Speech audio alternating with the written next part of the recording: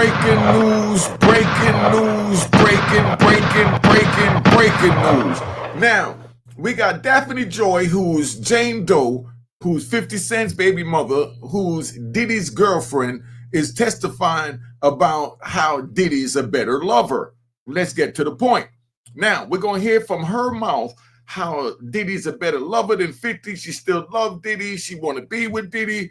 And she just has a child with 50 Cent. This is not to disrespect 50 Cent, but I'm going to use this scenario, and we're going to use 50 Cent and Diddy as, let's say, A and B, and I'm going to give you a different scenario. I think y'all really going to enjoy this. I'm going to tap it in my mind. I'm going to let y'all know how we think on the street.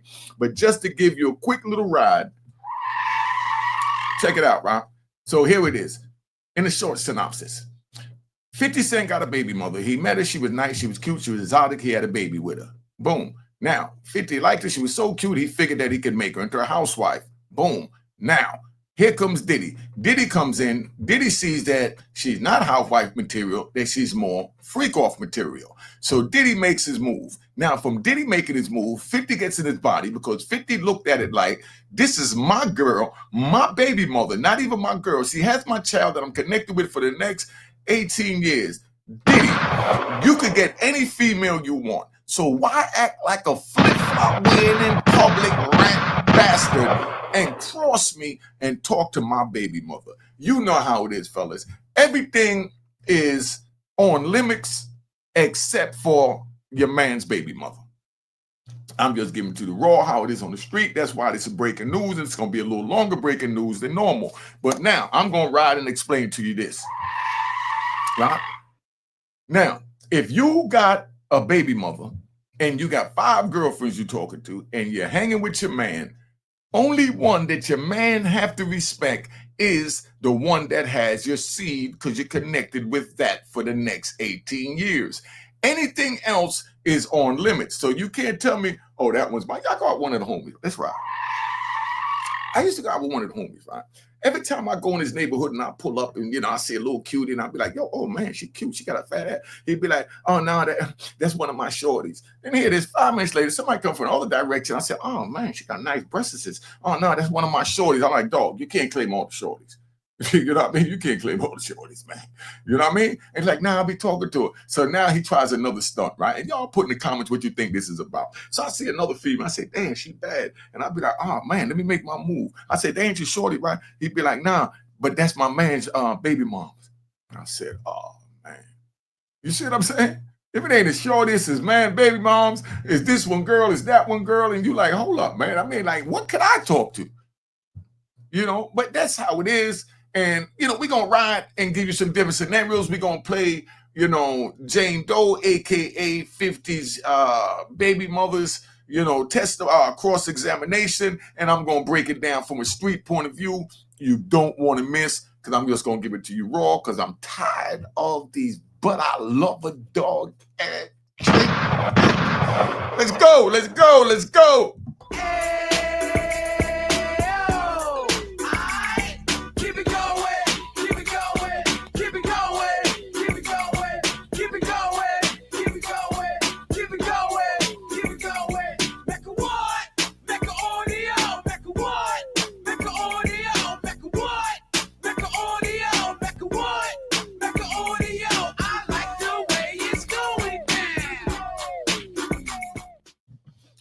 You know what it is. Unique Mech Audio, man. We're going to play this out. We're going to show the cross-examination of 50 Cent's baby mother, whatever her name is. What's her name? Because that's what we know as 50 Cent's baby mother, right? I think it's Daphne Joy, because I'm not trying to disrespect her, but we know it's 50 Cent baby mother, right? Now, let's ride. All right. But before we get ahead of ourselves, let's start at the beginning of the day. That is when Judge Subramanian denied a mistrial request by Diddy's defense team, a motion centered around the explosive testimony from Cassie Ventura's friend, Brianna Bongolan, also known as Bana. You'll probably remember that she is the person that said Diddy dangled her off a 17th story balcony. The defense claimed it was a lie. So boom, they caught a lie in the trial. Shorty said that You know, Diddy dangle off the roof like he was Suge Knight with Vanilla Ice, allegedly, right? So they say, Diddy dangle it. Oh, you're going to choke on it. You're going to do what I want. You're going to, for whatever reason, right? So he dangle it off, right? So now let's go into this. Right? Did y'all believe that? But anyway, that was proven to be a lie. So they asked for a mistrial, and Subiani said, nah, you ain't getting nothing. We done went too far. Take it up on appeal. All right. That Diddy wasn't even in California when Bana said it happened, and they had the receipts to prove it. He was literally live on a stage in the New York area. Can't be in two places at once. But the judge didn't bite. He ruled that even if, quote, the government screwed up, end quote, it wasn't enough to toss the case out. And here's something you don't hear every day. The judge even praised Diddy's lawyer, Nicole Westmoreland, for her cross-examination skills. The judge also ruled against the government's request to recall forensic psychologist Dr. Don Hughes, who talked about trauma bonding in victims. And then the real stuff started. Diddy's lawyer, Tenny Garagos, yes, the daughter of famed lawyer Mark Garagos. Tenny Garagos started the cross-examination by asking Jane how many times she had met with Diddy's lawyers and how many times she had met with government lawyers. Jane said that she met with the defense several times before choosing to finally stop meeting with them, and that she's met with the government lawyers about 24 times. She maintained that even though Diddy is still paying for her home and for her lawyer, that he hasn't interfered with her, quote, as a witness during this trial. Diddy's paying for a house. Whoa, whoa, whoa, whoa, whoa, whoa, whoa, whoa. Is Diddy smooth or is Diddy a trick? What do y'all call Diddy in this situation? Smooth or a trick? Trial. And that she has not seen him nor spoken with him since his arrest 8 months ago. So for 8 months while he's been incarcerated fighting for his life, here goes a witness that's getting ready to testify to try and get him locked up for the rest of his life, and he's still paying a rent $10,000 a month. Is that a trick? Is that a, but I love a dog, dude? I mean, what do you label that? Somebody put it in the comments. What do you call, would you pay a woman's rent for 8 months while you are locked up on a RICO charge waiting to see what happens? If you're going to be locked up for the rest of your life and she's working with the other team and you're paying her rent? Now I want to know what's she going to say when did she talk to him? Who does she talk to keep the faucet of funds running while she's not giving up any buns? Because no one's getting nothing that we know about. All right. And I got a little side note here. That may very well be because Diddy has been locked up in a federal penitentiary ever since his arrest. A lockup where every single communication he has in jail is monitored. You know, the old jailhouse lines? All right, well, stop it. You see what I'm saying? You said, oh, well, Diddy haven't reached out because he can't, because he's locked up and everything recorded. They already charged Diddy. You know, but not charged him, but they already accused Diddy of using other people's pack number, using other people's iPad, using other means to go out to threaten witnesses, and that's why he's sitting his black ass in jail now, because he can't get out. This is sponsored by Cashbox. All right, he might even be trying to use Cash App in there. He might have a Cash App going where he's sending everybody Cash App to make sure he all right, or to make sure they do what he got to do. But that's what I'm saying. It's all speculation. But she's sitting there saying, oh, he didn't, and she didn't. Of course he didn't do it because he's locked up. Yo, if he wanted to reach out to the lady, he would have. If he wanted to reach out to the lady, he would have.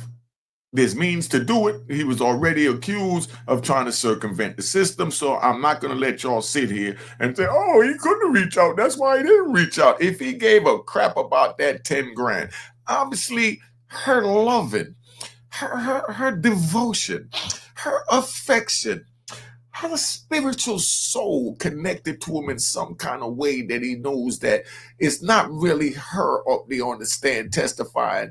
It's the government putting the battery in her back, letting her know you was down with the freak off. You even traveled on another freak off all the way to Las Vegas on another multi-mogul rapper's jet that we don't want to disclose to the public, because if you're trying to wonder why, let's take a ride. When they come up and they talk about the part that they're trying to keep out the trial, as far as saying that they're going to Las Vegas trip and the other mogul, that's because that other mogul is being investigated to be charged with the same thing as Diddy. The same way they used the crack cocaine to bring us down in the 80s and early 90s that took 26 and a half years out of my life is the same way they're going to bring down these moguls and then trickle down to the biggest rap stars. So all of y'all rooting for Diddy's downfall, you better pray to hell that they don't get you for your downfall. I'm just giving to you 100. But if you followed the law, you wouldn't have none of this to worry about. That's why I say don't get involved in the street. Don't follow none of that. I don't even know if I want to even play the rest of this tape because this video was so fire. Y'all getting so much jewels out of me because I'm in a good mood right now. I was chilling yesterday because I'm riding.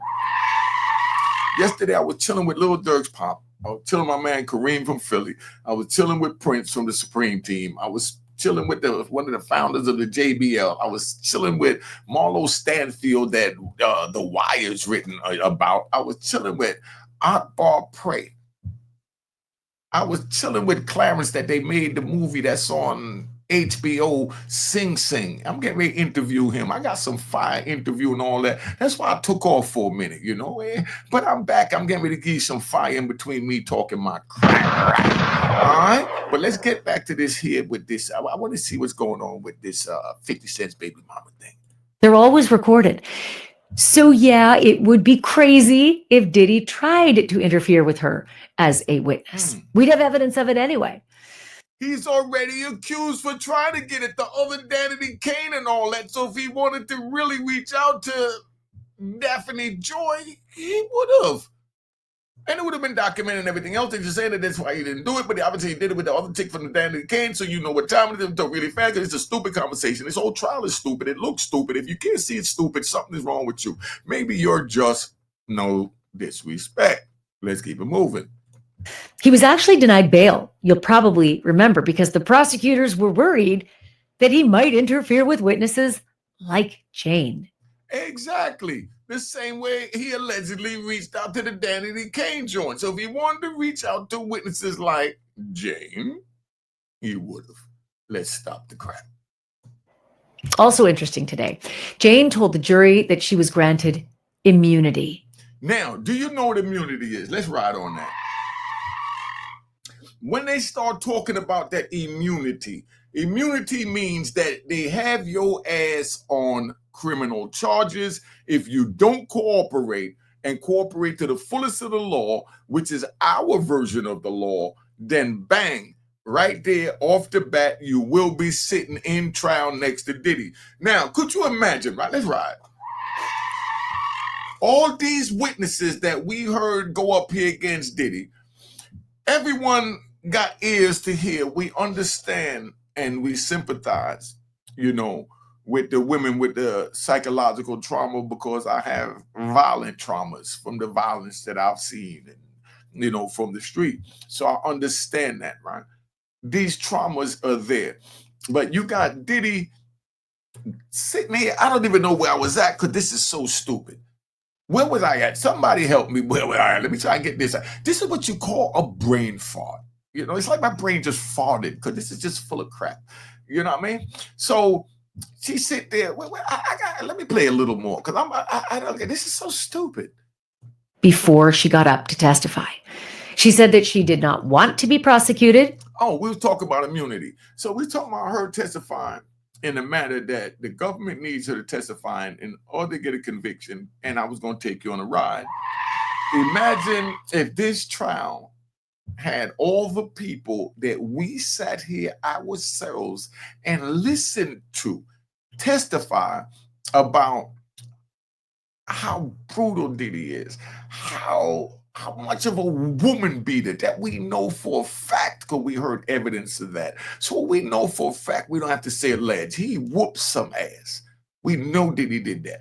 You understand? We got that. Not condoning that, but I'm just getting to the point and keeping it from a street point of view where I'm leaving my personal emotions out of this. Because if that was my daughter, I would feel 100% different and express myself 100% different than I'm expressing now. Big shout out to Juanita Mecca Audio. Make sure you subscribe to her.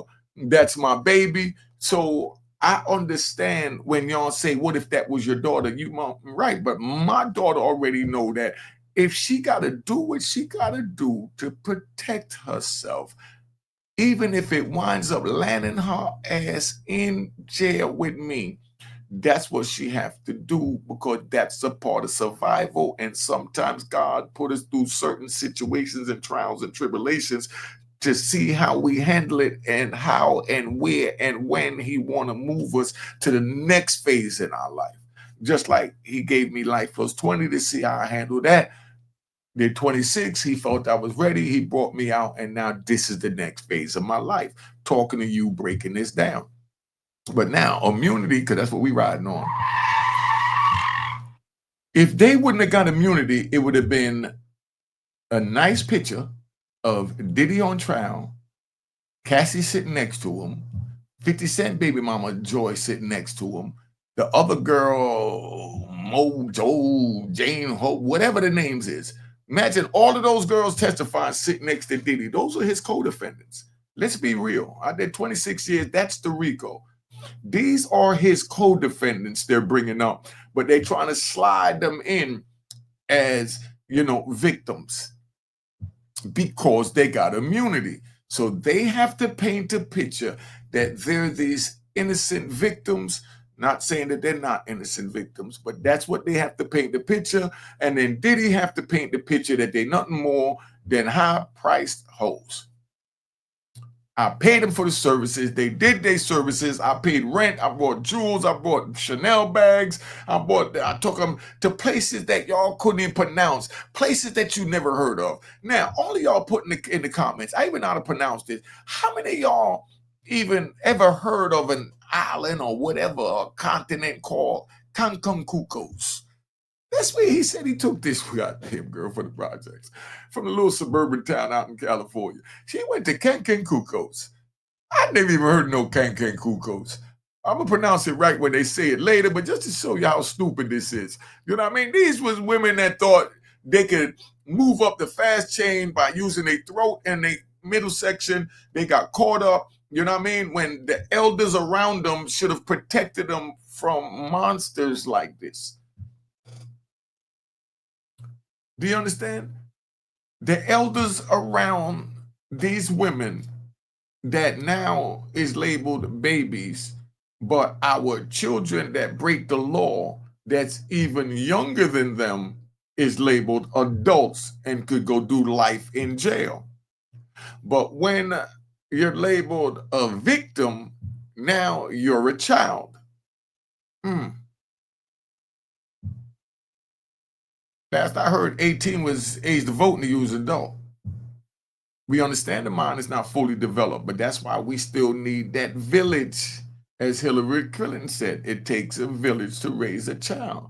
And we're the village. So I'm just giving it to you raw and uncensored. So please don't hold me responsible for waking you up and giving you the real. If you're going to get in your emotions, I'm going to give you 3 seconds to please get the off my channel. No disrespect. Come back for something more calmer, but I'm letting you know now, I'm taking it to my people that need it, to the youth that need it, to the females that's in the strip clubs and think they're doing hood escorting and, delivering weed for the traveling Uber weed man. Those are the ones I'm trying to reach right now. I know y'all are not there, but this is my method, and I know it's working because I have this phone that they call on. I answer this. So I know probably more what's going on out there than you. You're stuck in your bubble and you want things to be the way you want. But like I was saying, because I never forget where I'm at, because we riding. We're talking about immunity. Cassie, Jane Doe, you know what I mean? Whoever else that testified that you heard talk about how they was in a extra relationship with him, that they felt that they was forced to coerce because, like Jay-Z said, when they seen the ice, they call it a chain reaction. That's all it is. They call it they call it a chain reaction when they seen the ice. Man, taking them to an island y'all never even knew existed. Cancun. What the is that? Any of y'all ever hear that? Case and Kekos, whatever the hell. I can't pronounce it. Any of y'all spell it in the comments and spell it correctly. All right, let's go. Let's get back to this. But, that's what the immunity is. So she cooperated. Exactly. And I suppose, she probably should have been worried about her exposure to drug trafficking charges, since she admitted that she bought and transported drugs a few times. So right there, she bought and transported drugs a few times, make her a criminal that got an immunity. I'm just keeping it 100. If anybody out here buy and transport drugs in the United States, there's a statute called 18 USC, period. That's violating, Matter of fact, drugs, we talking about 21 USC. That's the big boy. Yeah. For drugs, it's 21 USC. And then like 841, 21 USC 846 is the simple one they use. And they would have been under 21 USC 846 as Diddy's co-conspirators because they brought and transported drugs. If they didn't testify in the matter they testify in, they would have been sitting there. Imagine Cassie in a jumpsuit. Imagine 50 Cent's girl in a jumpsuit. Let's keep it at 100. Sitting next to Diddy like some badass modern day hip hop pimp. That's what it would have been like. So they made the co-defendants go against him, and everybody testifying, 9 out of 10 of them is co-defendants. Ain't nobody saying that they just did something to do it. They all transported drugs in America. I did 26 years for that. I know dudes did 20, 30 years for that, and life. She also admitted that she arranged for sex workers to be... So therefore, she's involved in the transportation as well as a criminal violation. Welcome to the Diddy trial. Sitting next to Diddy is Cassie, Daphne Joy, Jane Doe, Jane Hookah, Luka, Akalaka. All of these are witnesses. Is me sitting there next to Diddy to have his hands out just like that. And that'll be all his co-defendants saying, yeah, we did it, Now, don't forget, they're going to get the one that's over there in Vegas, too. That's why they want to put his name out there, because he's going to be investigated now. And they're going to get all his jilted lovers and jilted workers to go against him the same way they did Diddy. And this is going to be the new takedown, like they used the 21 USC 846 and 848 to bring us down back in the late 80s and early 90s. Welcome to the Justice Department. Flown, by airplane over state lines for the purpose of prostitution. And that's illegal too. It's called a violation of the Mann Act. Right there. They're saying that the women is committed illegal acts in violation of the Mann Act as well as Diddy. But they got what they call an immunity. That means that they can't be charged for the crimes they testify to, as long as they testify truthfully and honestly. I'm just explaining to you how this goes, fella. ANN. And so, immunity sounds about right. She'd need that. But things got a little bit weird next, especially given Jane's testimony in the past few days. Okay, are you sitting down? Because Jane told the jury that she still loves Sean Diddy Combs. Whoa. Ain't that 50 Cent baby mama? Ain't that 50 Cent baby mama told me she still loved Diddy? Somebody tell me that 50 Cent baby mama told me she still loved Diddy. Whoa. How do you think 50 feel? I know his muscle must hurt right now. If you don't know what the muscle is, that's his heart. Even though he don't love her, he don't care about her publicly, he said all that, that's still the mother of his child. So she holds a special place, even if it's deep in the subconscious of his heart. He holds a special place, and that's why I said baby mothers is off limits to your homies when you're on the street. But everything else is fair game. So when Diddy jumped over and crossed the line and talked to someone that's now spiritually connected to Diddy, 50, even if it's just financially connected for the next 18 years. Somebody explain it. Do y'all understand what I'm saying here? Because everybody say, oh, I don't know why. You 50 mad at Diddy. 50 got a reason. Somebody tell me what the reason is. It looks like I'm seeing the reason why 50 mad at Diddy. I mean, all this other stuff about he didn't sign him on a record label. 50 is a gangster. Think he cared 50 sign him on that? They always scared to sign him, and he still bust through that as the gangster that he is. Got to give it to him. But I'm just looking at him from the human side right now. As a human being, to know that it's not like your baby mama talking to somebody that's got less bag than you. But when somebody is above you, already getting the kudos for the first black billionaire, and you're talking to him, I'm not giving you another dime, is what 50 said. And then Diddy said, come on over to my team. I got you. What's your rent? 10 grand a month? I got you. And now he got her. He treated her so good to take care of all her financial, wants. We know he took care of her needs, which is the roof over her head. But she felt like she wasn't getting her wants taken care of enough once she saw Young Miami come in and was getting all these fancy bags. They are going out in public, they shining, they doing their thing. So now Daphne's like, you not treating me like that. You taking care of my wants, but you taking care of this girl's. You know what I mean? I mean, you take care of my needs.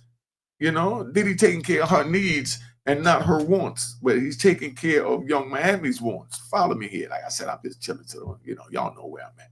So now he taking care of Young Miami's wants, and Cassie and the other chick is only getting their needs. They're like, what she got that I don't got besides youth?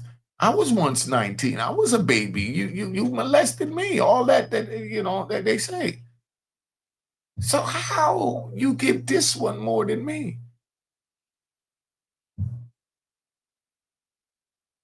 I think if I just had to make a speculation, I would think maybe Young Miami was more hood. Young Miami more understood when he said, look, this is what we're going to do. We're going to have free calls. We're going to travel. If I want to get my thorns up, I want to watch you get eaten. If I want to watch you eat somebody, whatever I want, you do it. I take care of you. Young Miami said, bet. He went to Cassie and Daphne and he said, okay, we're in a relationship. And this is what I need you to do as my woman. And, they did it. And then after a while, they felt like this can't be love. This can't be love. So now they don't want to do that no more. Because that's not really what they signed up for.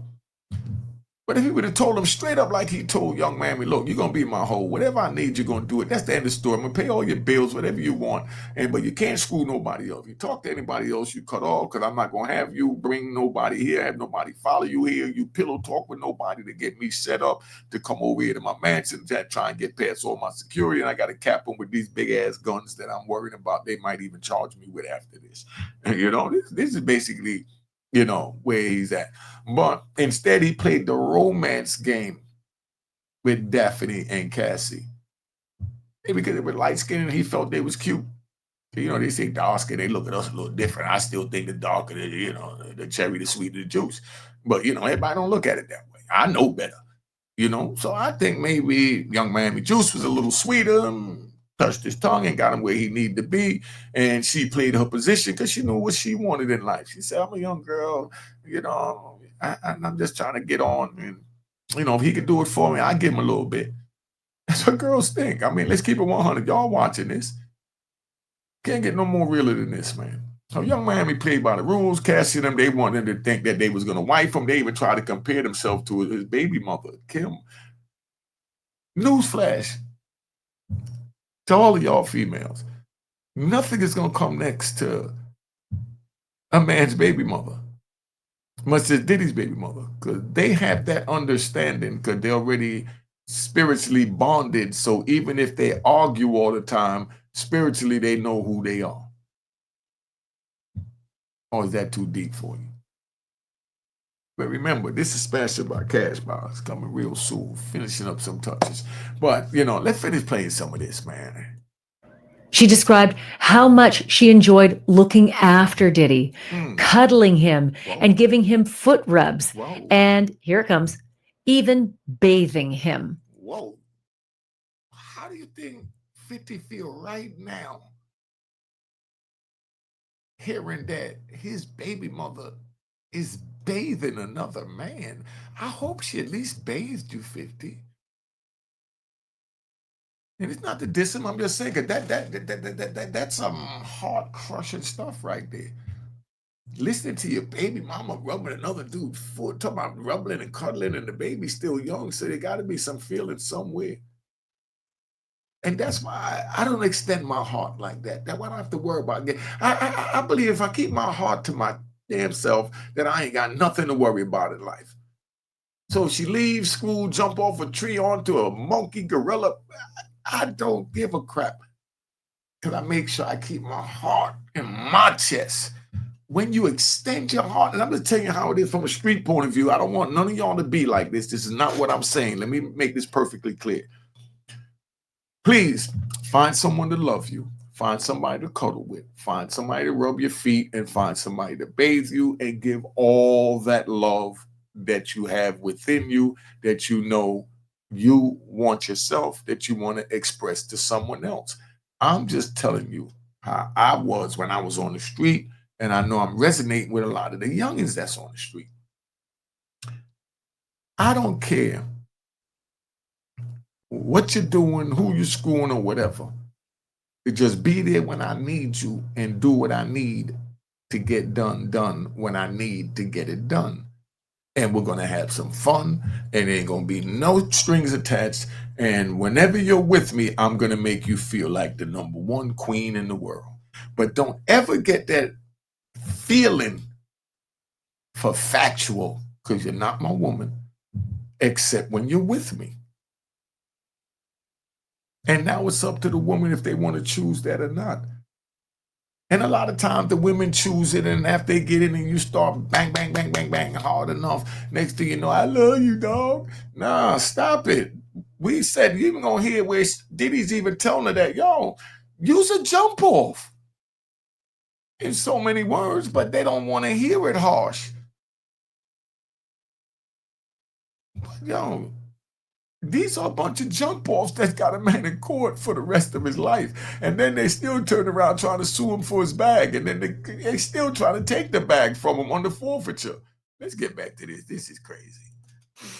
As she spoke, Diddy nodded his head yes, in agreement. Okay, I got another side note here. If you've been following our coverage, you probably heard last week that the judge threatened that he would throw Diddy out of his own trial. The judge was getting sick and tired of seeing Diddy nodding his head in agreement when he liked what was coming from the stand and shaking his head like aggressively when he didn't like what was coming from the stand.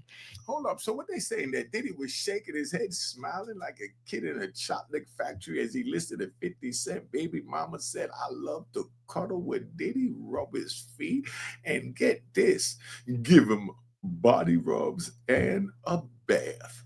Because he's my big baby. Do you know how that'll hurt any man to hear that? I'm just keeping it 100. Men, keep it gangster. Put it in the comments.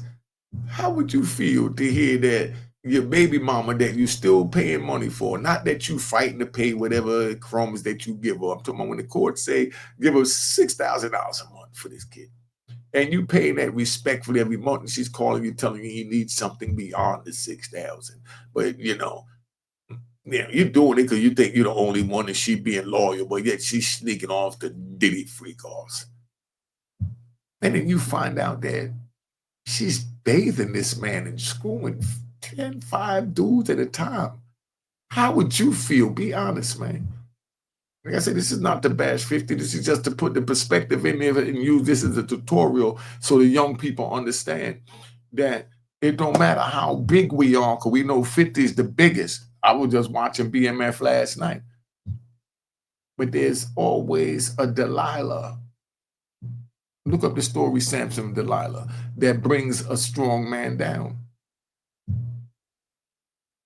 You can be strong as you want, but if you pick the wrong woman, That's why I say cover up and use your Jimmy hats.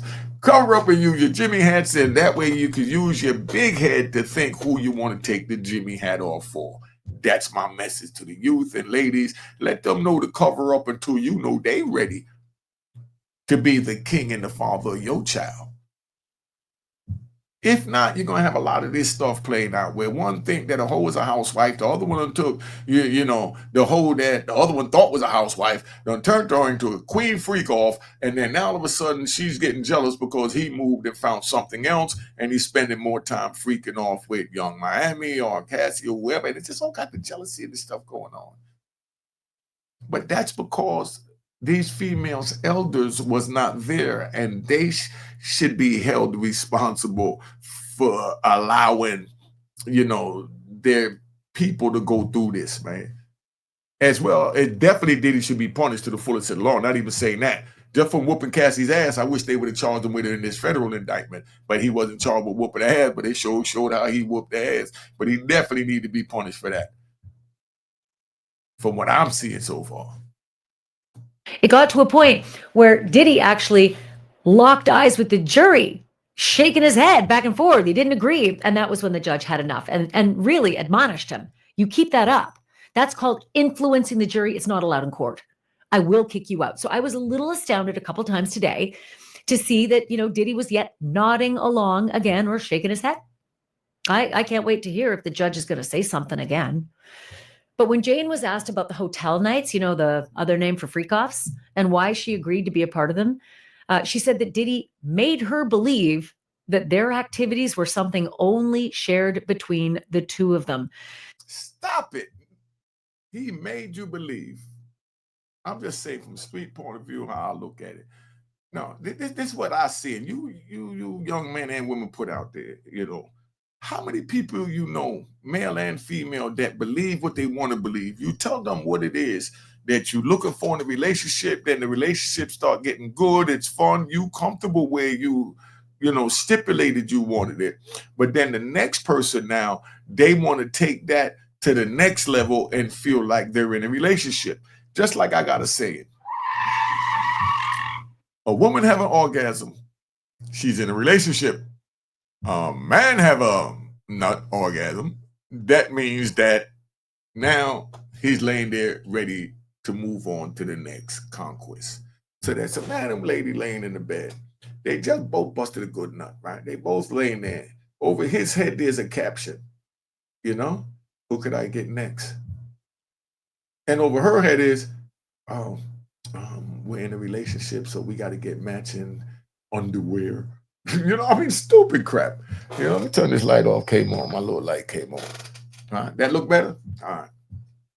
So, that's where we at. But let's play this out, man. I've been on here, damn near 40 minutes. I'm giving you all a ride today. Something she found out later that was quite untrue. Still, despite all of that, she testified today that she did not want Diddy to feel judged for his desires. Yeah, that she's testifying to lock this man up for the rest of his life, and she's telling the jury that I don't want him to be judged when it's the jury's duty to judge him. So she's really saying, I wouldn't be here testifying if I wasn't a co-defendant and didn't have to worry about this immunity. So the jury have to take that into consideration, and y'all watching that is supposed to take that in consideration. Because everything she's saying, even while she's saying she don't want to be judged, she love him, she's still this, she's still that, all sounds like a consenting adult to me. I might be wrong. Put it in the comments. Don't bash me. I don't know nothing about how a woman feel, but I'm just telling you how we feel to talk to the women so the women understand how we feel, and so that the brothers understand that I could express to them how we feel. We feel like we could screw any goddamn woman we want. But as soon as our woman even look at another man, we don't want her no more. We done. The faucet is cut off. That's it. And that's how 50 felt. You know what I mean? And then now he's finding out the 10 grand. So you acting like you struggling for rent and still asking me for rent every month. And you had this dude paying the rent and you running around. Then you getting on private jet of another mogul to go to Vegas that they're getting ready to investigate the Diddy trial. So they can't say the name. And you sitting here telling me that you want me to pay your what? Gunshots is how he's feeling right now. All right. When asked why she kept coming back to Diddy and those awful hotel nights that she had testified about, right? Hotel nights she testified she effing hated. Jane told the jury that she wanted to be a good lover and a good partner and came back. So why she didn't want to be a good lover and partner to the 50? But you want to subject yourself to this? When I didn't see 50 do anything wrong to any female he dealt with. 50, what I've seen, treated all his females with the utmost respect. Him and Vivica Fox got a little verbal thing and all that, but, other than that, she was just mad that he left, is what I say. But, I didn't see none of this. So why would Daphne go from 50 to being abused and doing things that she hates so much with Diddy? Y'all put in the comments why. It could be one or two. Maybe 50 was just too romantic. And maybe Diddy was the villain.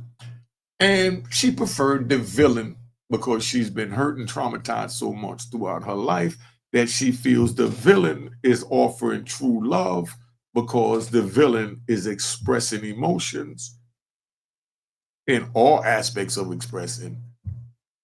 But her lover is just being what she calls clingy and soft. So she want to be roughed up a little bit. Because we have all kinds of psychological traumas that drive us to thinking that wrong is right. It's not to pick sides. I mean, I'm just, trying to express it the best I can so the young people understand and hopefully they don't go down the path that we went down. All right? Back to Diddy for his love. She admitted that she struggles to figure out the why in all of this, but that it's becoming more and more clear as she attends therapy. She said that she felt loved when Diddy trusted her, but that as time went on, her feelings about these hotel nights were, quote, very conflicted because she was breaking her own boundaries, she said. Right there, should have walked away, but I know she had trauma, so it was very hard for her to walk away. But at that time, when she realized she was breaking boundaries, I'm sure it was somebody that she felt close to, trusting with, that she expressed these things to them. That's my opinion. She testified that during these hotel nights, Diddy would say that he was, quote, in love and that he, quote, never wanted her to leave.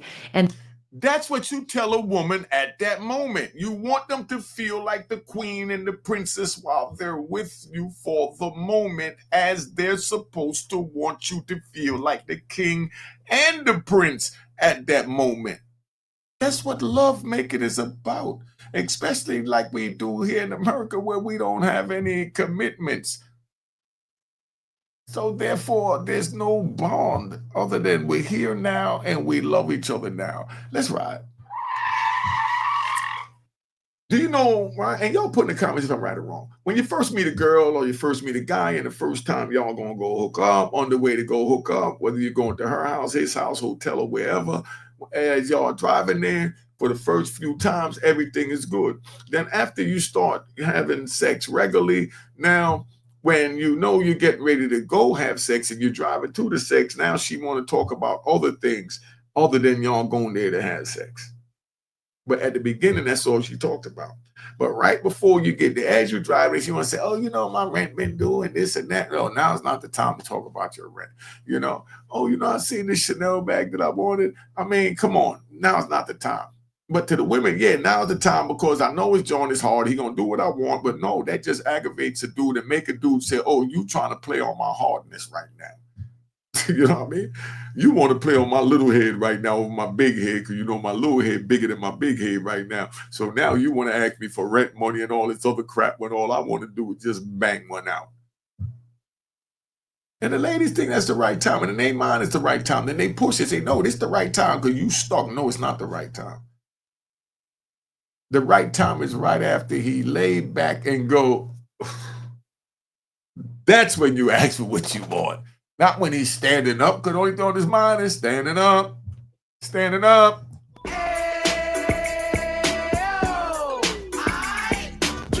And that's it. But let's move on with this Jane Doe joint, man. And that, quote, lovemaking was the only reason I endured them, end quote. Jane testified that she felt like she was the only person who knew what Diddy liked sexually. Whoa. Boy, was she wrong.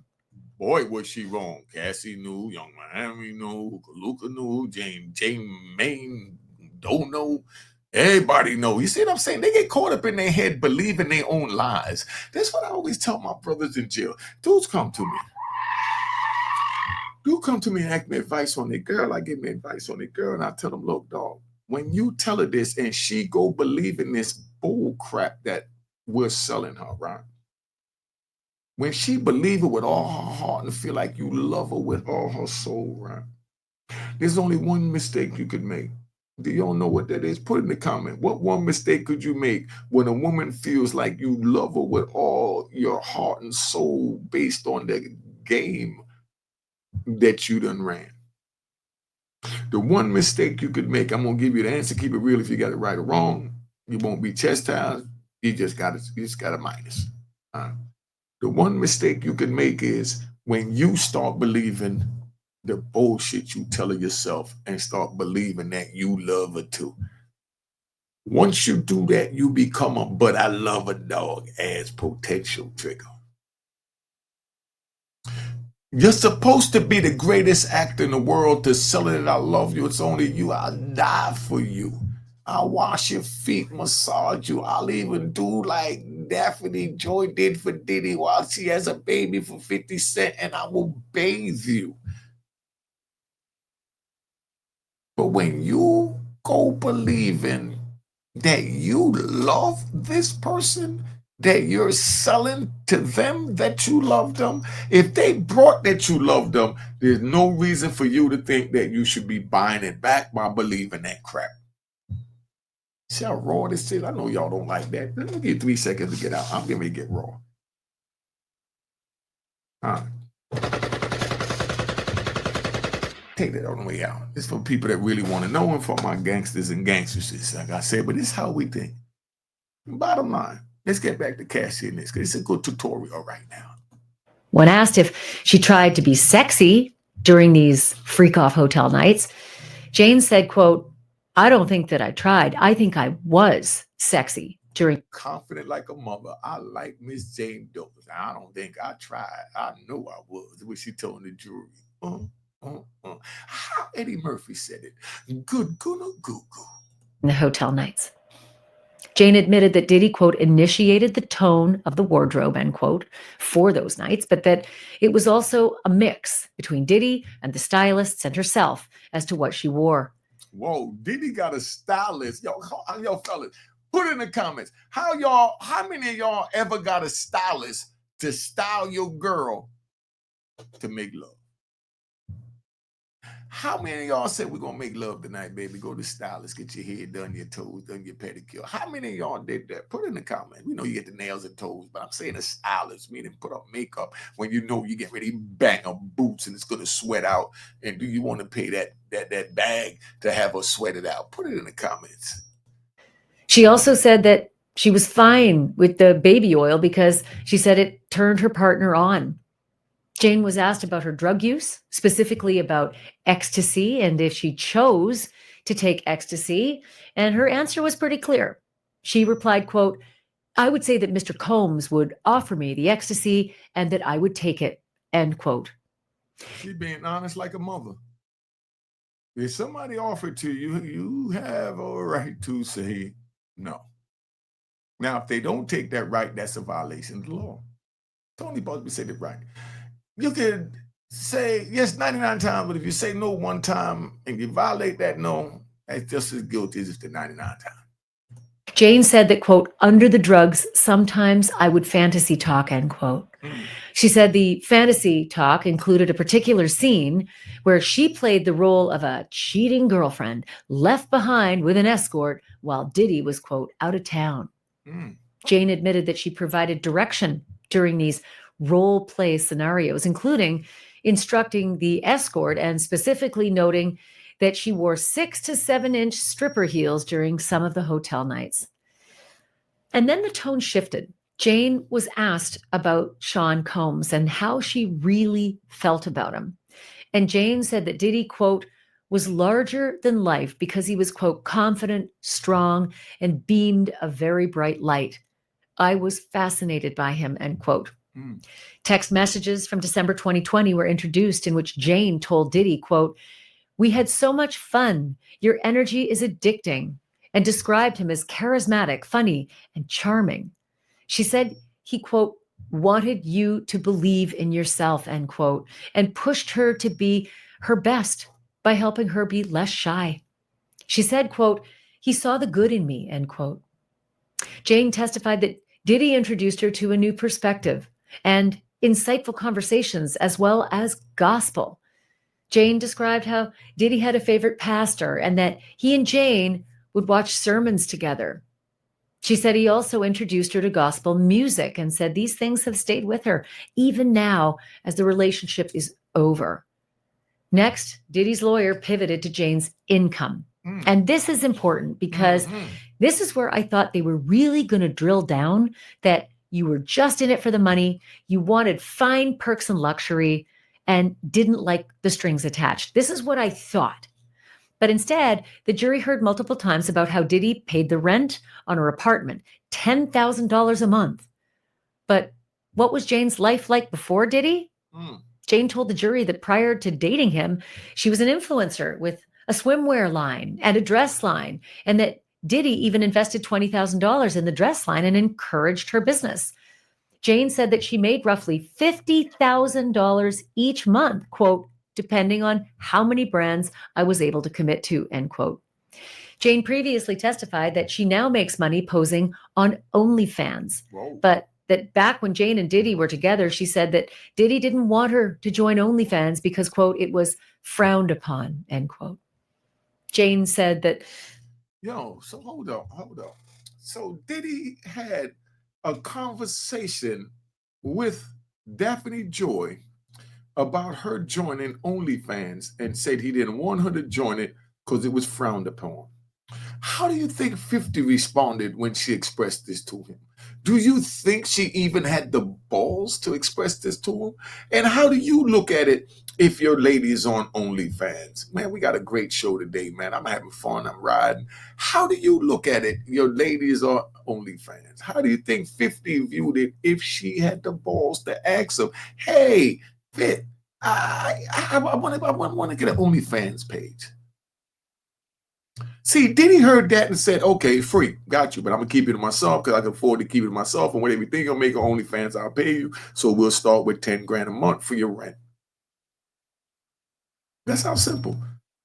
Diddy said, why am I going to let her get on OnlyFans to go chase 10 grand a month, 50 grand a month when I could give it a 50 grand? All that she doing, she said she only made 50 grand a month. If he paid 10 grand a month for rent, that means she get more than 40 grand. So what he's doing is he's using her as his own personal OnlyFans.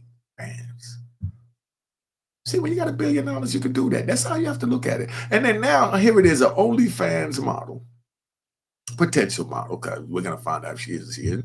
But here it is, an OnlyFans model. She takes a man to court and say, you used me, you transported me, even though I bought the tickets, I booked the flights, I booked the escorts, you used me. But the law said that doing that is a crime. But the law said that they'll give me immunity, meaning they won't charge me and have me sit next to you in an orange jumpsuit for the duration of this trial if I testify. Let's get back to the show. The reason she joined in 2024 was because, quote, it was something that I needed. And why do you think she needed OnlyFans? Think she needed the money? Or she just needed to have somewhere to express her freakish desires? Interestingly, Jane said that most of the time, she didn't need to ask Diddy for money. And as Diddy's lawyer pointed out, over the 3+ years of their relationship, Diddy wired Jane $150,000. Damn, he got that for 150?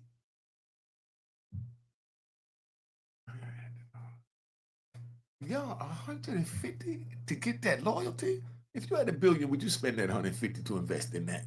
Huh? Diddy's a businessman, If they could have gave her that 150, she would have sat her ass still. But he might have been a little hard on her. Just a suggestion. Don't know. And then came a stretch of testimony that blurred the line between romance and control. Jane told the jury, quote, "I do find men who are successful attractive," and said that she liked, quote, "a protector and provider," end quote. It was part of a larger effort by the defense to frame the relationship as mutual, maybe even loving. Diddy's lawyer brought up the way Jane had described her apartment as, quote, "our house" during earlier testimony, meaning hers and Diddy's together. Right there, she thought they was in a relationship. Once they say our house, that's how Diddy sold her. But my thing is, right, let's ride. From what I know of 50 Cent, right? From what I know of 50 Cent, 50 Cent probably hit it a few times, then found out who she was, and then said, okay, look, this is what we're going to do. You know, I'm going to take care of the kid, and that's it. Whatever else you do, you want you, go do you. So now she go out and do what she want to do, go have fun, going on jets all the way to Vegas that the feds is investigating for a second RICO trial, getting ready to come up for another mogul. Because this is just the beginning of the downfall. But that now, 50 said, I'm not going to get caught up in that whirlwind to be caught up like Diddy is going to get caught up, because you know he's a dirty dick dude, because he went and got with my baby mother when we supposed to be in the same profession, the same field, and running the same circle. So how would he feel having you standing next to him at a party while I'm there? Me, I wouldn't give a crap, but I feel like he's disrespecting me because I thought he was my boy because we was in the same celebrity circle. And I thought he would know that my woman was off limits. That's what 50's saying. But 50 already made his mind up that I know this is a jump off. I'm done with her. You know what I mean? She got a baby, the baby here. I'm going to take care of the baby, because my responsibility. Whatever happened after that, that crap is on you. And that's it. So now he's like, okay, the court said give you this, that's it. I understand that you living in a house that costs more than what the court gave you from me a month, but I'm not giving you another dime because you just a jump off. No matter what I give you, still going to jump off. So I'm not going to have me attached to giving you no money attached to you taking my money to go drive around with a Diddy and Ferrari and Bentley if I treated you like I would like to treat a proper baby mother. But you're not a proper baby mother, so I would not put you in a Bentley. I would not put you in a Ferrari. You go out and suck up and get your own Ferrari best way you know how. All I'm doing is taking care of the kid because you tricked me. You deceived me. You had me thinking that you was wife material when you was nothing more than a jump off, as we called it back in the days, but as they now call it, a freak off. And 50, let it be known, I'm done with you. So I'm not saying nothing bad about 50. I know where 50 stand. I'm just using examples so you understand. 50 said, use a jump off, go do you. I'm going to take care of the kid. The court, how much you want me to give it? 7,000 a month? Okay, give it 7,000. That's the problem he had with his other son. Because when he done, he know how to cut the strings to the heart. And once 50 cut those strings to the heart, they cut. And you see how 50 move. You know what I mean? And the women don't understand it. So they get discombobulated and they try and act like they're gonna put light in a dark place like 50's heart after they done made that darkness. No, you can't lighten that up. You can't hit a lightning bolt in his heart by thinking that by you doing freak offs with Diddy and running on private jets to Vegas with another mogul is gonna hit a lightning bolt in 50's heart. He goes, oh, I love her. No. 50 already said he done with you. He done with you. Let's get on with this. He done. Jane clarified that Diddy was the one who called it our house, but that, quote, as time went on, it changed to, quote, my house. She also explained that with the apartment, that my house mean my pussy, my throat. You do what I say do with it. That's what Diddy is saying when he say mine. And she figured, well, if that's what I need to do for you to consider me yours, is do what you want, even these freaky, devilish, unabomination things, I will do it. Even getting infections and keep doing it and throat hurting and blisters and all that. What the? Hold up. She wanted more privacy, especially when it came to those awful hotel nights.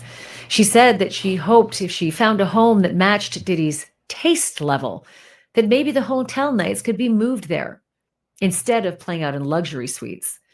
Jane said it was important that Diddy's employees didn't know what really went on during these hotel nights, even though, let me be clear, we've already heard plenty of testimony that these employees were the people who brought the lube and the baby oil in multiple quantities and warmed the baby oil in hot water in the sink and put red lights and covered the furniture in sheets and towels so that it wouldn't get banged up by the baby oil. So I'm not exactly sure what she's saying when she testifies she didn't want them to know what really went on during the hotel nights.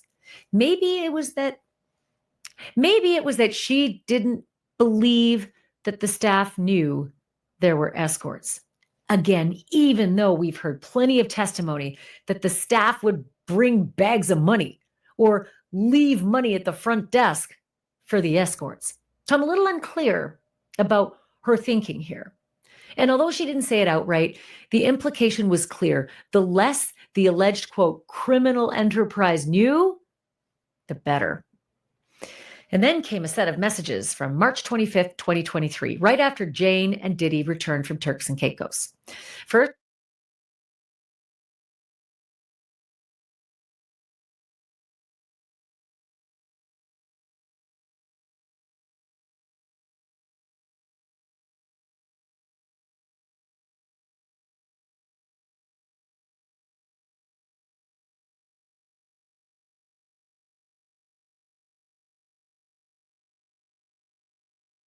the jury heard Diddy's voice in a voice memo, maybe referencing that he was addicted to her because he said, quote, "We had a great time. Get some rest.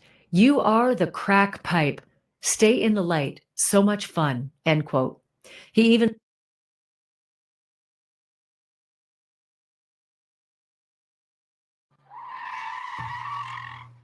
I ain't had a mic on, but we gonna ride. Right? I said, how many of y'all had a girl? Right? How many of y'all had a girl that she did you so good that you didn't even know your name, damn near? I'm gonna give you one, right? I meet this girl. I'm in Miami, right? I'm gonna talk real fast. This back in '92. I got pictures of her too. I'm gonna put in my documentary. I meet this girl back in '92. I meet at the Rolex. She was bad. I'm sitting in there. I went in there late as hell. I had a flight leaving at like 7:30 in the morning. My man at the crib waiting on me. I done went to the Rolex. I done went to the room and pub. I went to Tough Tuckers. I'm all over Miami. I stopped off at Jumbo's, took some pictures in the back of the truck. Y'all in Miami know what I'm talking about, right? That was my typical night. And then I also stopped off in Big Daddy's, right? Now, when I stopped off in Big Daddy's, I'm up in there, I had my little drinks, and then I hit 95. I go up, I cross the bridge, and I go over there to 5th Street on the beach. 5th Street on the beach with Jamaican joint that I had with my man, Mana. I didn't even tell you all about my Miami experience with 5th Street on the beach yet. Big shout out to Mana. Round of applause to Mana.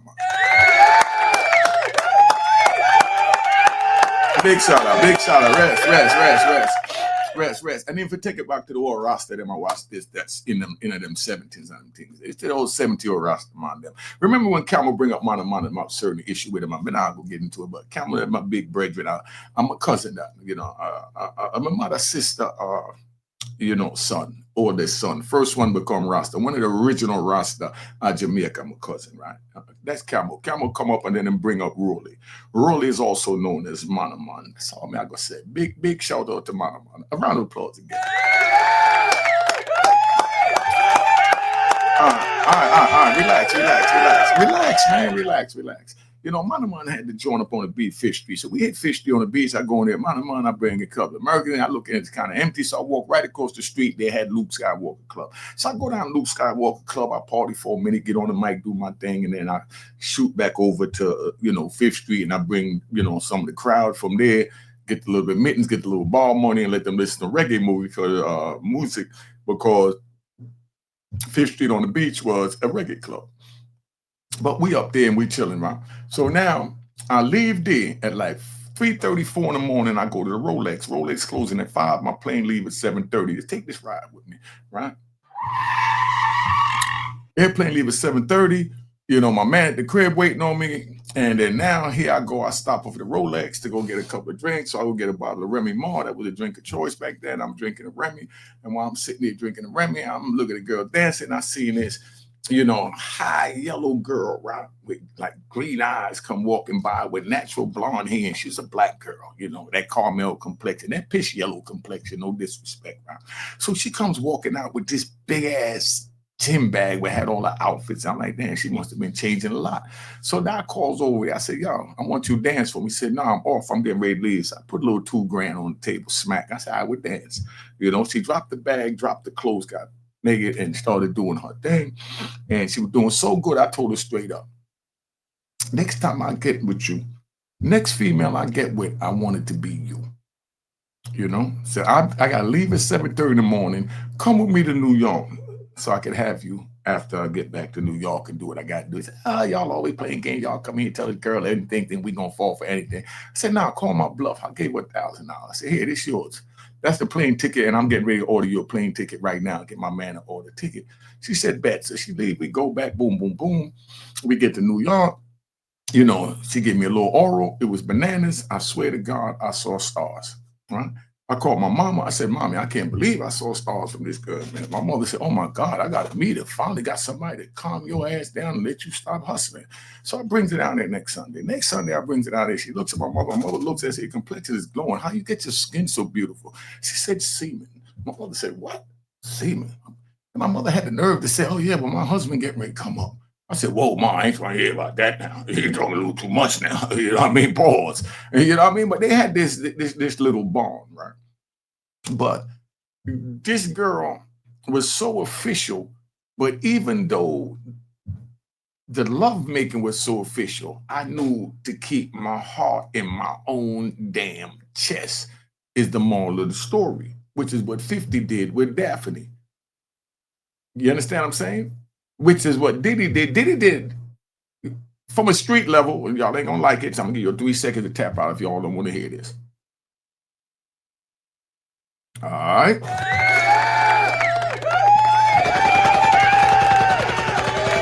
right, relax.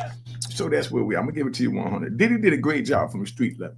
From a street level, what he did was he convinced them to believe the bullshit so he could get what he needed to get from them. Because that's what it's all about on the street. Seeing what you could get from a person by manipulating them to do what it is you need to do so you can elevate to the next phase in life. At the same time, you bring them up with you. You don't leave them behind.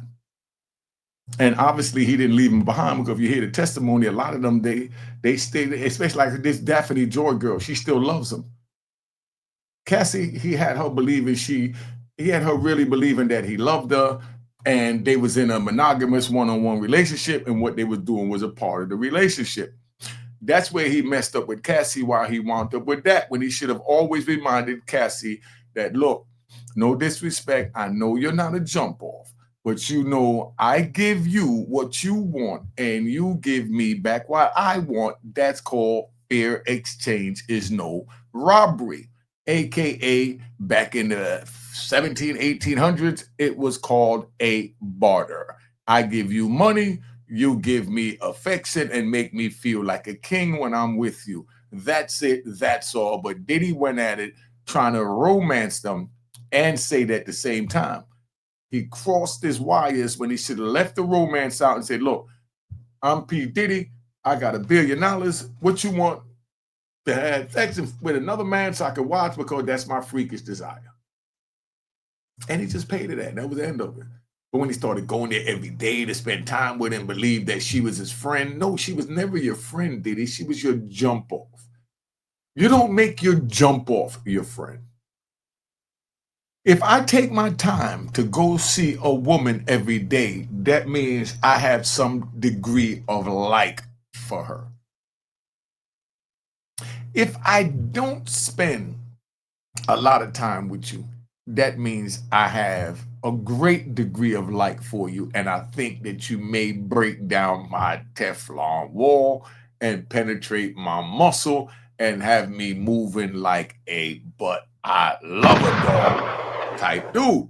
So I keep those that I feel I have too much love for, or love for, I keep my black ass away, and I deal with that in spurts. When I want to be loved, I go see them. Other than that, I'm not going to slow down what I'm doing to go see them every day, because then made for addicted like she's a crack pipe, as Diddy said, and want to be with her every day instead of going out handling my business every day. And then if she do something wrong, then that would totally devastate me and break my muscle. Listen, I've been shot, stabbed, everything on the head, hitting the head with a lock, hitting the head with a big ass lock from the street, hitting the head with a lock in the prison. I mean, it's like locks attracted to me. I'm a magnet for getting hit with a lock, right? But now, even after all of that, man, none of that hurt as bad as when I got my heart broken. I'd rather be shot 4 times, jump off a 4-story to 6-story building. I'd rather be hit in the head with a big padlock on the street that hold down the New York City gate. I'd rather be hit with a padlock in a sock in the prison than to have my heart broken. I'm just keeping it 100. I know this is hard for y'all, but I did ask y'all to tap out. So if you didn't tap out and you stayed and this is hurting your muscle or making you feel some type of way, it's your damn fault. I did tell you to tap out. Let me finish this up. Blew kisses into the phone and referenced what Jane had previously described as their, quote, love contract, saying, quote, you got your contract. Then came Jane's reply, quote, baby, you make me laugh, end quote. She said, quote, the addiction is real. Yay, 2-year contract, end quote.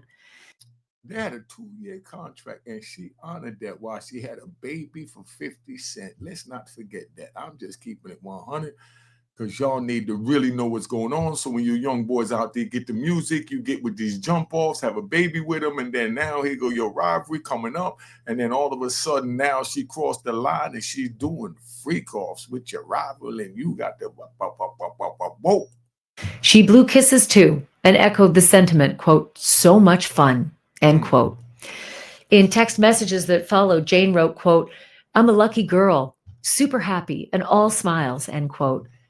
Diddy's lawyer asked if there had been entertainers either on that trip or in Miami afterwards. And Jane said, quote, unfortunately, yes, there were.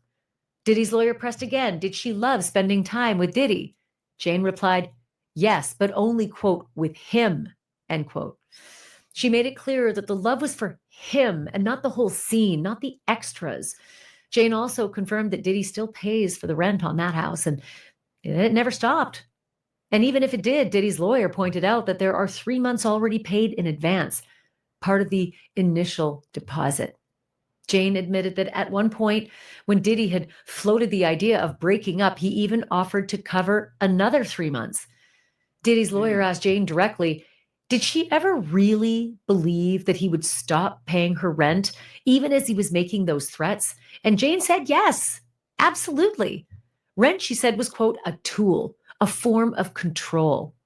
She recalled one argument where Diddy implied he might stop the payments. And Jane said that she was so upset that, in her words, quote, I brought up his ex. She said it was one of the few times that she pushed back and that it did not go over well. Jane then walked the jury through how their relationship began. She said Diddy was upfront at first, telling her that he was, quote, dating other people and that he was, quote, polyamorous. She said she accepted that dynamic in the beginning, but that it wasn't until, quote, emotions grew deeper that it became a problem. She pointed specifically to Diddy. You heard that? It wasn't until emotions grow deeper. That's what I'm saying. You could tell a woman straight up, look, this is what it is. We just gonna bone. I'm gonna break you off. She said, bet. You bone 10 times. Her emotions get caught up because you hit that little love spot by taking it deep up into her chest where she feels it in her throat. And then now all of a sudden, but I love you. And that's not a D rider. You know what I mean? That's not a D rider. That's just women. But of course, real women is gonna say that's not gonna happen. Man, I wish this, I had this girl call in. if she what was she said name was like Shanae. She used some crazy name, Shanae. Shanae need to call in. If you watching, Shanae, call in. We need to deal with this, man. You know what I mean? Because I don't understand. Shanae, we say she didn't want to tell me her real name. She didn't want to know who she was because she said she ain't no jump off, and that's what it is. So maybe she called in. But let me get back to this, man. Diddy's relationship with a rapper named Young Miami, a relationship that was very public facing. Jane said that watching their relationship unfold while her relationship had to remain hidden was painful. Before answering a question about whether she'd ever referred to Diddy's other girlfriends in derogatory terms, Jane took a moment to explain herself. Quote, "I feel very bad about this. I really do love women." But she admitted that she may have used words like hoe when referring to them. Jane told the jury that Diddy started dating Young Miami about 6 months to a year after he began seeing her. She said, quote, "It was hard to watch. I didn't sign up to date a man that was in a public relationship." And of Diddy's other girlfriends, Jane said, quote, "It was hurtful seeing Diddy with Gina and with Jessica." Jane said the whole dynamic made her feel invisible and disrespected, especially when she found out that Young Miami had been gifted a Maybach, a flashy luxury car worth hundreds of thousands of dollars. Jane testified that yes, she eventually received a Van Cleef necklace from Diddy, but that it wasn't about the price tag. In private, Jane said Diddy was jealous and possessive of her, even though he demanded the freedom to see other women. She said he was particularly angry. Hold up. Hello? Yes, Yeah. Who did Shanae? Shanae. Oh, God. Listen to Shanae with her crap. Go ahead. This is Shanae. That's a dick rider, my brother. Why you say that? Because only dick riders do that. A real women that has everything together, they don't let that dick control them like that. A dick doesn't control a real woman. That's a dick rider where a dick controls a woman. Oh, stop it. So you saying that every woman that I've been with was dick riders? Dick riders. Nah, I ain't gonna go with that. Because you've never been with a real woman, my brother. So what makes a real woman to you? What makes a real woman to you? Because she has everything together. Her emotions, she don't let stuff like that carry her emotions and make her that type of person. You all say that until you get it. Those are stick riders that say it. You would say it too. Yeah, but I wouldn't have to tell you. I would show you. Yeah, and you still be riding the dick as you call it. Wrong answer, my brother. How you figure that? Get with a real woman and then you'll understand. Okay, so what makes a real woman? I mean, the women I was with had together, they had jobs, they had their financial security together, you know what I mean? And they took care of their own responsibility. Their emotions wasn't together, and they didn't consider themselves as high value women. So because they're not gonna let that happen. I'm telling you. Listen, man. What you think? You a high valued woman? Yes, I do. I don't think I. Well, it wouldn't be nothing to break you. Exactly. You wouldn't break me with no dick. Ooh, I like that. I like that. So what would I break you with? Come and find out. Hey, yo, see, you talking about trying to be broken emotionally. That's what I'm saying. I don't give those fake emotions. I let you know straight up what it is. I'm just trying to bang out, get choked out of what it is. Either you with it or you not.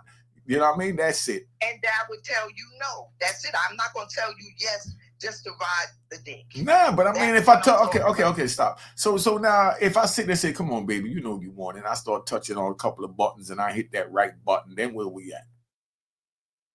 We're still not going to be there. Stop it. You even paused. I heard the pause in your voice. Because you know there's certain buttons, there's certain buttons that open the waterfall and open the floodgates. And everybody's water buttons don't open the same. Exactly. But what if I hit that right one?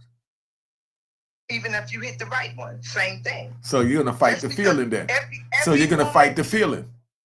No, exactly. Oh, there you go. Get it right now. So slow it down. Slow it down. Slow it down, sis. Slow it down. So you're saying that you're going to fight the feeling when I touch the button if I hit the right button. Yes. Why? Why? Because you want me to be a dick rider that I'm not. How is that a dick rider? No, I just want you to take this right now. That's it. That's not the ride. And that's my point. Right now, and then you won't come back again, or either you come back. Nah. Pause. If it's good, I'll be right back. Now what? My point. If it ain't, you're not. All right then. So what? You ain't sure if it's right or not to bring me back? No, I'm not, I don't need. No, I already know it's right. I don't need you to make to approve that. Now you can feel what you want to feel, but it's the next person that's getting it. They have to express how you make them feel. Just like, I have to make the woman express how I make her feel. If I'm wrong, correct me. You're wrong. Okay, why?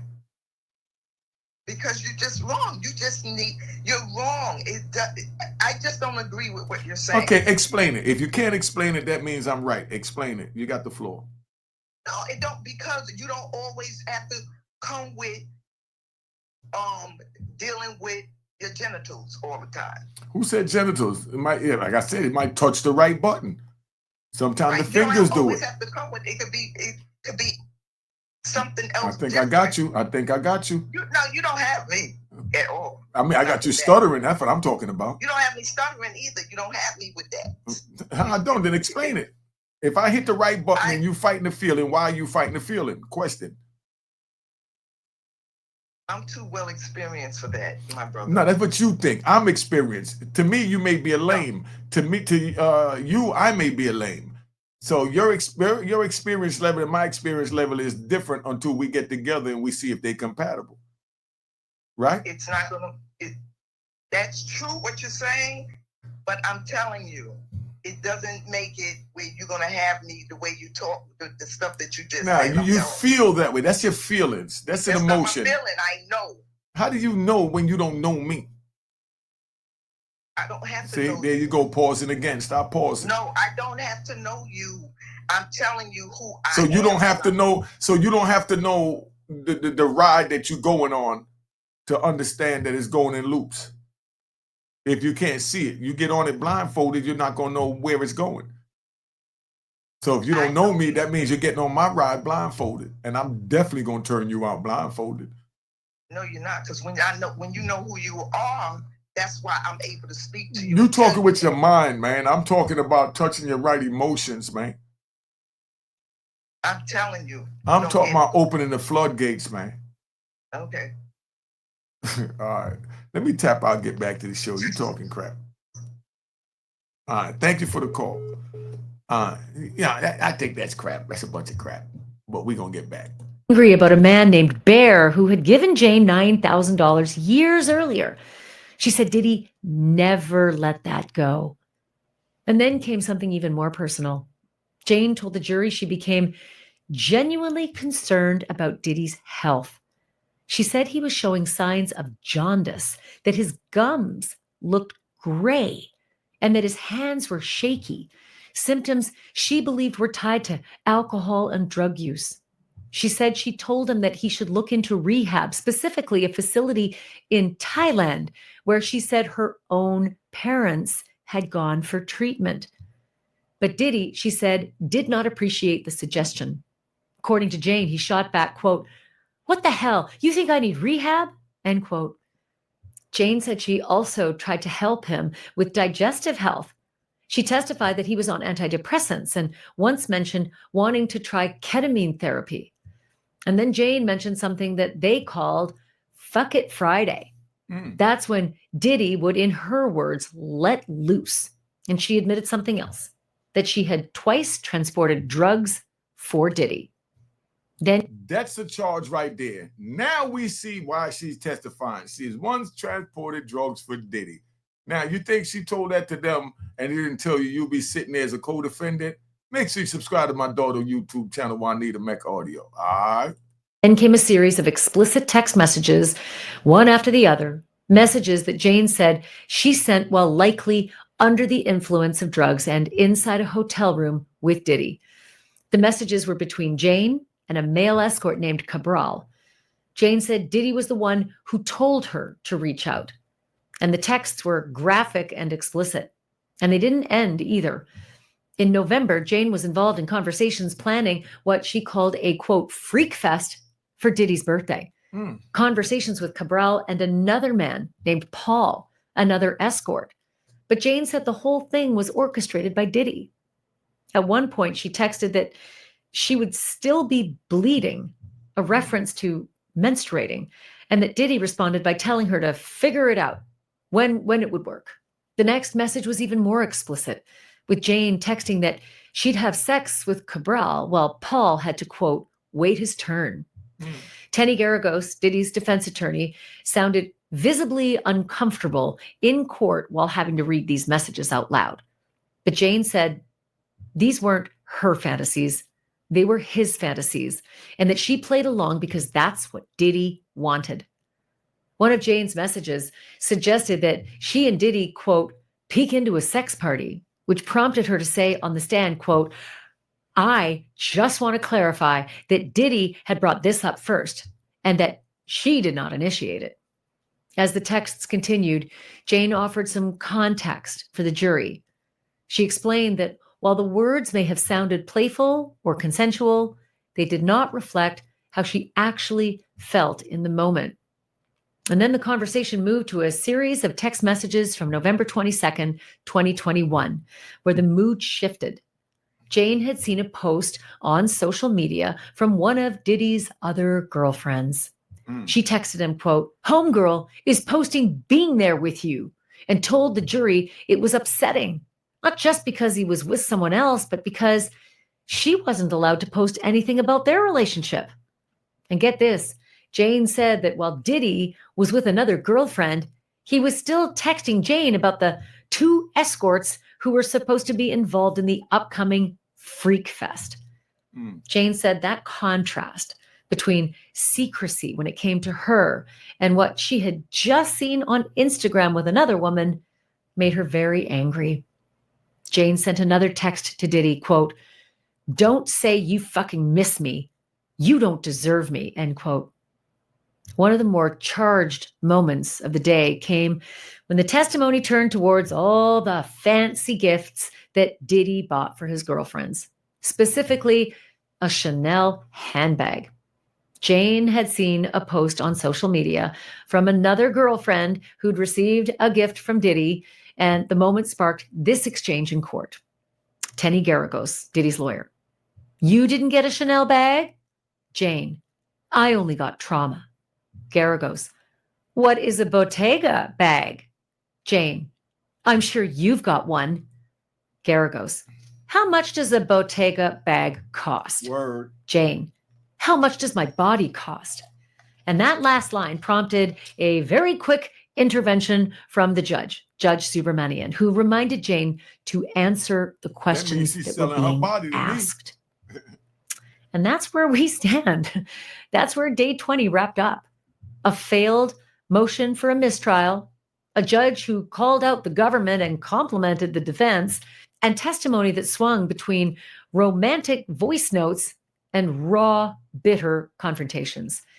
Jane described a relationship she once believed in, and one she now calls chaotic, painful, and dark. She says the love was real, but so was the control. But does any of this, does all of it, amount to coerced sex, aka sex trafficking? Was Jane fearful that she'd be punished financially or even physically if she refused the punishing sex schedules that Diddy allegedly demanded of her? Or was she simply gunning for better luxury perks and stayed with the kinky boyfriend to make sure those perks didn't end? One is sex trafficking and the other is not. And the jury is going to have to decide what they think of this toxic, troubled relationship. Tomorrow, the cross-examination picks back up, so make sure you're subscribed on YouTube or Apple. Relationship she once believed in, and one she now calls chaotic, painful, and dark. She says the love was real, but so was the control. But does any of this, does all of it, amount to coerced sex, aka sex trafficking. Was Jane fearful that she'd be punished financially or even physically if she refused the punishing sex schedules that Diddy allegedly demanded of her? Or was she simply gunning for better luxury perks and stayed with the kinky boyfriend to make sure those perks didn't end? That's what that sounds like. Put in the comments, let me know. Make sure to subscribe to my daughter's YouTube channel, Juanita Mecca Audio. Subscribe to Unique Mecca Audio Prison Story and Mecca Audio TV. Let's keep it moving. All right. Cheers, cheers, toast the crime, toast the crime, the crime, the crime, the crime. What?